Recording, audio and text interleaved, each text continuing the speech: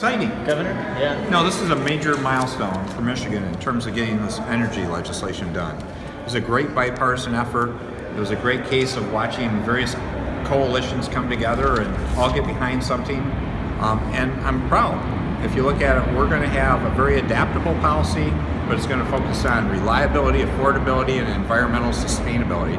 And I want to say thank you to members of the Senate, the House. We've got a wonderful team here. Valerie Brader, Dick Postmus did a huge job from our team, but there's a lot of people that should be thanked, and I say thank you to all of them because Michigan's a better place with this legislation.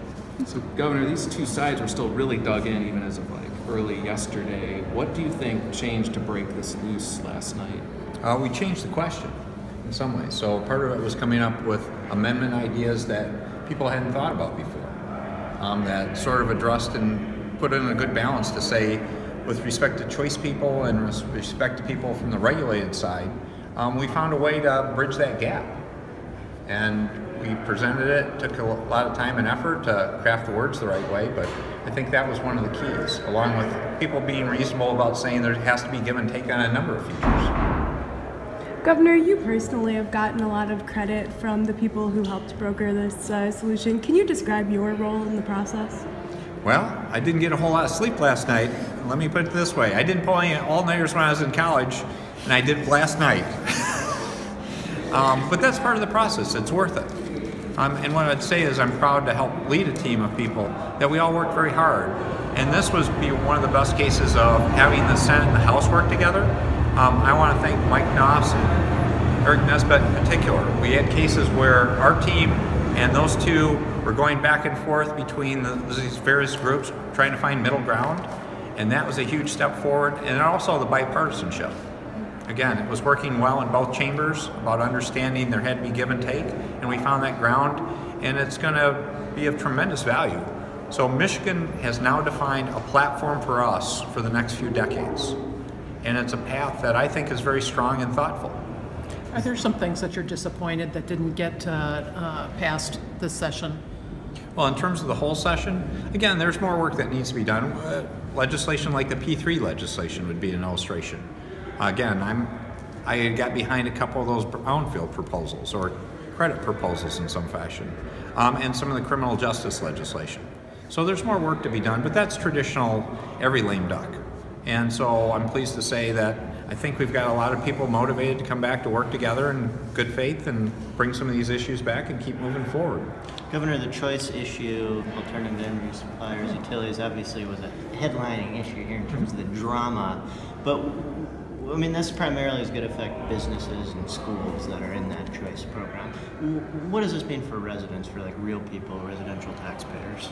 Well, long term, I think it's a good thing. I mean, this is where we hope to see a replacement of very old capacity that is being retired and put in place things that can really help bring down costs long term. One of the things I'm most excited about this legislation is reducing energy waste. This positions us to be a leader in the country in terms of increasing that percentage. And when I looked at my priorities of this legislation, that was at the top. How better can you do energy management at an affordable price rather than saying you never had to use it to begin with? That's really exciting. And another thing I want to see it develop is the whole concept of on-bill financing, because I think that's an opportunity to help lower income renters and people in need that haven't been able to see improvements to the homes they're in. And this could be that breakthrough kind of mechanism that can help bridge that gap so they can get better housing at a more affordable cost. Governor, is it safe to say that you'll be signing this legislation? This is one of those cases, you know, typically I don't comment. You've got a pretty safe bet on this one. So with the new system for approval of new power plants and construction of power plants, are you expecting to see a pipeline of these proposals coming into the PSC or the Certificate of Necessity process of the PSC? Well, I think you will see people coming forward because, again, there's going to be a lot of retirements that have already been talked about and announced. And so this is going to be a huge upgrade. And if you think about it in a simple sense, we're going to move from a bunch of coal plants that are relatively dirty from an environmental point of view, that are near the end of their useful life or at that end of life, that would require untold investment to try to upgrade them from an environmental point of view and might not be possible.